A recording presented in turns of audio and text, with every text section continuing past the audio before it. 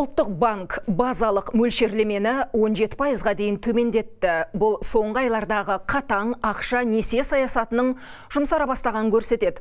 Бұған дейін инфляцияны тежеу үшін мөлшерлеме 18%-ке дейін көтеріліп, сол деңгейде сақталған.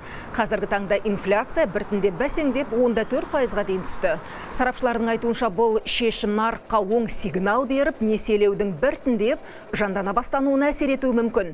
Енді не өзгереді? Сарапшыдан білейік. Ипотека енді базалық ставка көп былай қарағанда байланысты емес.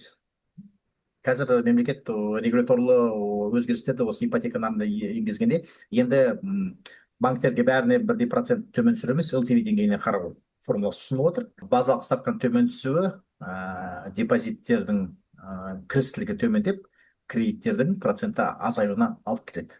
Сол үшін қазір базалық ставка 1%-ға төмендегендіктен депозиттердің проценті 1%-ға төмендейді, ал кредиттердің проценті шамамен 1%-ға емес 0,5%-ға төмендеуі мүмкін.